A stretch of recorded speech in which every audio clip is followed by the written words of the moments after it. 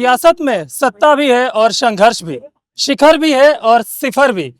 कुछ लोग लेकिन सियासत में ऐसे होते हैं जो चलते चलते बने भी रहते हैं और टिके भी रहते हैं। हालांकि भारत में ऐसे राजनेता कम है, लेकिन आज चलते चलते हम जिस शख्सियत के पास पहुंचे थे वो पहले माननीय थे, अब महामहिम हो गए हैं। हिमाचल प्रदेश के राज्यपाल हैं शिव प्रताप शुक्ला जी। पहले यूपी सरकार में मंत्री रह चुके हैं, केंद्र में भी मंत्री रह चुके हैं। सर बहुत बहुत स्वागत है आपका। धन्यवाद। कैसे हैं आप? एकदम बिल्कुल ठीक है सर, सबसे पहला सवाल तो यही है, इतने लंबे समय तक सियासत में प्रासंगिक बनाए रखना बहुत बड़ी चुनौती है। सर चलते चलते बात करें। मुझे लगता है कि संयम अगर रखा जाए हाँ। और संतोष रखा जाए तो ये बातें बड़े आसानी से पूरी हो सकती हैं, जिसको कहीं न कहीं मैं मान करके चलता हूं कि भगवत प्रदत्त है, जो मुझ में आ गया है।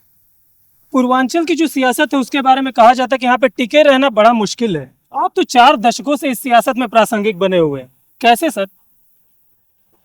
संगठन के बदौलत, संगठन ने मुझे इस स्थान पर पहुंचाया है और मैं ये मान करके चलता हूं कि संगठन के बदौलत ही मैं अपने उस जो आज मुकाम मिला है वो पाया हूं।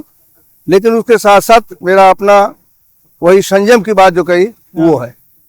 1991 में जब कल्याण सिंह जी की सरकार थी, आप शिक्षा मंत्री थी, वो एक दौर था जिसकी आज तक हम लोग कहानियां सुनते आ रहे हैं। नकल विहीन परीक्षा, उस दौर में करा पाना कल्पना से परे था। कैसे इतना बड़ा मुकाम हासिल किया? नहीं, वो तो श्रीमान राजनाथ सिंह जी उस समय शिक्षा मंत्री थे, हम बेसिक शिक्षा मंत्री स्वतंत्र प्रभार थे। लेकिन विषय जो आया वो उनके साथ ही उन्होंने ले करके आने का काम किया था। मेरा यह मानना है कि कैबिनेट ने डिसीजन लिया था और कैबिनेट डिसीजन के आधार पर ये हुआ था, जिसको बाद में लोगों ने बहुत अधिक सराहने का काम किया, क्योंकि आत्मबल था कि हम घबराएंगे नहीं तो निश्चित रूप से मुकाम पाएंगे और उसी आधार पर वो परीक्षा जो है नकल विहीन हम लोग करा पाएंगे। आप उसके बाद कारागार मंत्री भी बने। कारागार मंत्री बने तो आपको एक नाम दिया गया सुधार मंत्री।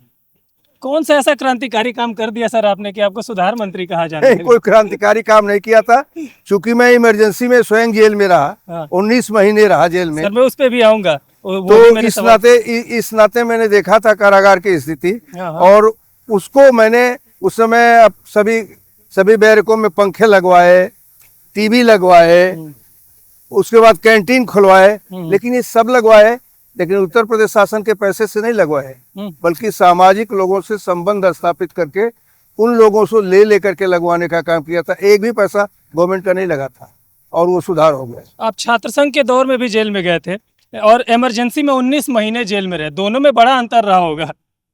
हाँ, अंतर था। कैसे याद करते हैं उन दिनों को, इमरजेंसी वाले दिनों को? इमरजेंसी वाले दिनों में मैं मान करके चलता हूँ कि एक फायदा बहुत हुआ, अपने स्वास्थ्य को बनाने का और अपने अध्ययन को बढ़ाने का।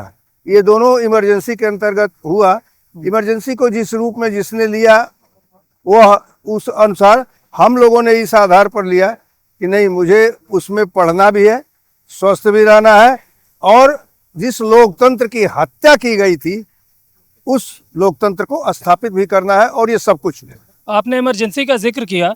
हम लोग बचपन से सिर्फ किस्से सुनते आ रहे हैं इमरजेंसी के। आपने तो उस दौरान, पहली बार मैं किसी ऐसे व्यक्ति का इंटरव्यू कर रहा हूँ जो इमरजेंसी में जेल भी जा चुका है। जब आप पीछे मुड़ के देखते हैं तो कैसे उस दौर को याद करते हैं? देखिए, मैं पहला उत्तर प्रदेश का व्यक्ति हूँ जो इमरजेंसी में बंद रहा। यह नहीं था, बल्कि सबसे पहला मीसा बंदी हूँ।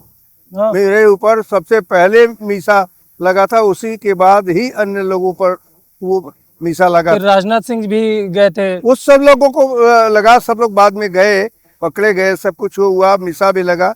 लेकिन मुझे ज्यों ही अरेस्ट किया गया त्यों ही जो है वो मीसा लगा दिया गया। तो इस नाते उसका भी अनुभव बड़ा अच्छा रहा कि एक अच्छे बंदी के रूप में रहा, एक अच्छे अध्येता के रूप में रहा। जब उस दौर को आप याद करते हैं तो सबसे बड़ी सबक क्या मिलती है? जैसे कि वो यादें होंगी इमरजेंसी के दौर में 19 महीने जेल में रहना बहुत बड़ी बात है, बिना किसी दोष के कह सकते हैं। मुझे लगता है कि जब सत्ता सुख ही चरम पर मान करके चला जाता है तो ये स्थितियां कभी कभी लोग ला करके खड़ा कर देते हैं, और उसका दंड भी देने का काम वो जो है देश की जनता ने ही किया। मिसेस गांधी को सत्ता से बाहर कर दिया, जो बड़ी पावरफुल के रूप में मानी जाती थी। इमरजेंसी का वो दर्द मुझे इसलिए भी याद आता है कि राजनाथ सिंह जी का मैं एक इंटरव्यू देख रहा था, वो कह रहे थे कि मेरी माता जी का निधन हुआ था और मुझे अंतिम संस्कार के लिए जेल से रियायत नहीं मिली कि मैं घर आ सकूं। ऐसे बहुत से लोग थे, हम्म, अकेले राजनाथ जी नहीं थे, बल्कि ऐसे बहुत से लोग थे जिन लोगों की स्थिति ये थी कि पेरोल नहीं मिला, छोड़ा नहीं गया हाँ जी सर। और दाह संस्कार और सब कुछ ये रहा। तो मैं समझता हूँ कि इमरजेंसी का दौर अत्यंत खराब था, वह कभी भी नहीं आना चाहिए देश की राजनीति में। आप यूपी सरकार में ग्रामीण विकास मंत्री भी रहे सर, आपने उस समय भी क्रांतिकारी काम किए, बड़ी सुर्खियां बनी। आज के दौर में जब आप देखते हैं तो ग्रामीण विकास के लिए वो कौन से जरूरी काम है जो अभी किए जाने चाहिए? देखिए, मुझे लग रहा है कि समय समय पर मूल्य बदलते रहते हैं, हाँ जी। समय समय पर परिस्थितियां बदलती रहती हैं। हम्म, आज के संदर्भ में जो भारत सरकार जो है ग्रामों के लिए इतना अधिक काम कर रही है कि उस समय तो जल्दी पैसे नहीं मिल पाते थे केंद्र सरकार से। जब हम उत्तर प्रदेश थे, वेंकैया नायडू जी थे, तब वो ग्राम विकास मंत्री जो है भारत सरकार के, उनसे मैं पैसे ले आता था, हैंडपैप लिखवा करके ले आता था। लेकिन तब सीमित आवास पर ये जो है प्रधानमंत्री आवास भी मिलता था। अब वह जा करके नरेंद्र मोदी की सरकार ने इतना बना दिया कि आज ये हम कह सकते हैं कि प्रधानमंत्री आवास सबको सुलभ हो गया है। बिल्कुल, बहुत से लोगों को सबके घर पे छत है। सबके घर पर छत है और सब उसका आनंद ले रहे हैं। मेरा अगला सवाल यही था, साल 2027 में यूपी में विधानसभा के चुनाव है और सुरक्षा के लिहाज से प्रदेश में बहुत काम किए गए। आपको लगता है कि प्रदेश में सुरक्षा एक बड़ा मुद्दा होना चाहिए, चुनावी मुद्दा? देखिए, दोनों बातें हैं। उत्तर प्रदेश बहुत बड़ा प्रदेश है, इसी नाते इसका मान और सम्मान भी है। उत्तर प्रदेश में विकास का काम भी भरपूर हुआ है, इसको भी हम ये कह सकते, भरपूर विकास का काम हुआ है, इसको भी हम कह सकते हैं। और लॉ एंड ऑर्डर के मामले में मुझे लगता है कि उत्तर प्रदेश एक उदाहरण है। अच्छा, आप कल्याण सिंह जी के सरकार में मंत्री रहे, राजनाथ जी की सरकार में भी मंत्री रहे, दोनों में से सबसे ज्यादा सख्त कौन था? सख्त प्रशासन। दोनों मुख्यमंत्री अपने अपने नियमों के आधार पर कार्य किए और जनता के हित के लिए कार्य किए। बिल्कुल, बड़ा ही सधा हुआ जवाब है आप। अच्छा, अक्सर ऐसा होता है ना कि लोग पहले संगठन में काम करते हैं, फिर धीरे धीरे संगठन से चुनावी राजनीति में आते हैं। आपके मामले में जब मैं पढ़ रहा था तो ये थोड़ा उल्टा है, आप पहले चुनावी राजनीति में आए, फिर संगठन में आए, फिर चुनावी राजनीति में आए। ये क्या, ये थोड़ा इसके बारे में बताएंगे? संगठन ने ही मुझे चुनावी राजनीति में भेजा था। एबीवीपी से जब आप पहले छात्र संघ में थे? संगठन ने ही मुझे चुनावी राजनीति में भेजा था। पहला चुनाव ही मेरा बड़े महत्वपूर्ण व्यक्ति सुनील शास्त्री जी से हुआ था। वो चुनाव हार गए थे, मैं चुनाव जीत गया था। और मेरा यह मानना है कि अगर संगठन के साथ, निष्ठा के साथ कोई जुड़ा रहेगा तो निश्चित ही संगठन हमेशा उस पर ध्यान देता है। संगठन सर्वोपरि है, यह बात हमेशा लोगों को ध्यान रखना चाहिए। संगठन से आप जुड़े थे साल 2002 में, मुझे जहां तक जानकारी है।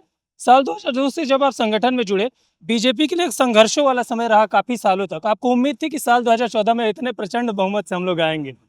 हाँ, मुझे यह पूरी तौर पर उम्मीद थी।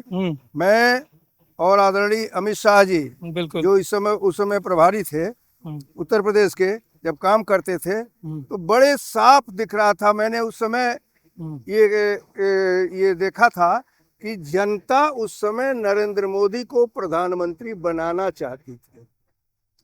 चुनाव Bharatiya Janata party versus others नहीं हुआ था, चुनाव तो नरेंद्र मोदी बनाम अदर्स हुआ था। जनता एकदम मन बना चुकी थी कि बदलाव चाहिए। हाँ, जनता ने मन नहीं, बदलाव ही नहीं चाहिए। जनता के मन में एक बात आ गई थी कि नरेंद्र मोदी प्रधानमंत्री के रूप में चाहिए। हाँ। और वो करके दिखाया। अच्छा, एक बड़ा पर्सनल सा सवाल है, संगठन से आपको वापस वित्त राज्य मंत्री बनाया गया, ठीक? आप राज्य की सरकार में मंत्री रहे, केंद्र की सरकार में मंत्री रहे, विधायक भी रहे, राज्यसभा सांसद भी रहे, अब हिमाचल के राज्यपाल हैं।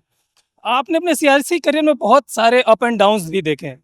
पूर्वांचल की सियासत में लोग आपको पितामह कहने लगे हैं, इस बात से आप कितने सहमत हैं? आपके प्रशंसक कहते हैं कि मतलब गजब का सियासी करियर है।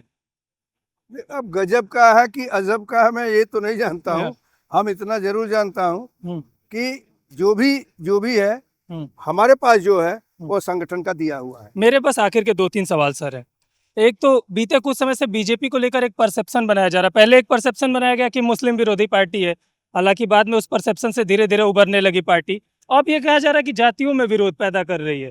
आपने देखा होगा हाल ही में कुछ मुद्दे ऐसे हुए, इस पर आपकी क्या राय है? नहीं, मेरा यह मानना है कि राजनीति जो लोकतंत्र चल रहा है, इस लोकतंत्र में अब जातियों को इग्नोर नहीं लोग कर पा रहे हैं। हाँ हाँ। तो इस आधार पर ये अपना ये चलता रहेगा। शुद्ध हमेशा कहीं न कहीं कुछ न कुछ बातें आती हैं और जाती हैं, उस पर बहुत ध्यान नहीं देना चाहिए। शासन बहुत अच्छा नरेंद्र मोदी जी चला रहे हैं, हाँ। इस बात को हम कह सकते हैं, डंके की चोट पर कह सकते हैं। और पूरे विश्व में अगर ऑस्ट्रेलिया का प्रधानमंत्री इस बात को कहता है मोदी इस बात अगर ऑस्ट्रेलिया का प्रधानमंत्री कह सकता है, सहज रूप से आप विचार कर सकते हो कि एक प्रधानमंत्री के संदर्भ में क्या परसेप्शन है। अच्छा, आप सियासत में जाति को कैसे देख रहे हैं? जाति या धर्म, धर्म की क्या महत्ता है सियासत में?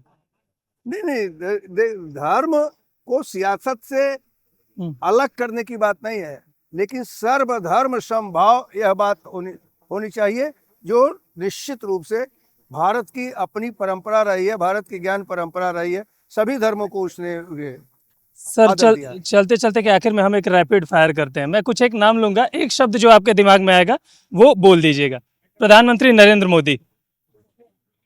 देश का ही नहीं, विश्व का सर्वमान्य नेता। राजनाथ सिंह जी। रक्षा के संदर्भ में अद्भुत काम किया। अटल बिहारी वाजपेयी जी। उनका कोई जवाब नहीं है, उनका कोई शानी नहीं। कल्याण सिंह जी। कल्याण सिंह जी हमारे नेता रहे हैं, इस नाते मैं इतना कह सकता हूं कि वह भरपूर दृढ़ प्रकृति के धनी थे। एक आखिरी नाम, शिव प्रताप शुक्ला जी। आपके सामने है। बहुत बहुत धन्यवाद सर हमसे बात करने के लिए। तो चलते चलते कि हमारे इस एपिसोड में हमारे साथ मेहमान थे हिमाचल प्रदेश के राज्यपाल शिव प्रताप शुक्ला जी। चलते चलते कि अगले एपिसोड में फिर किसी शख्सियत के साथ मुलाकात होगी, तब तक देखते रहिए DD UP।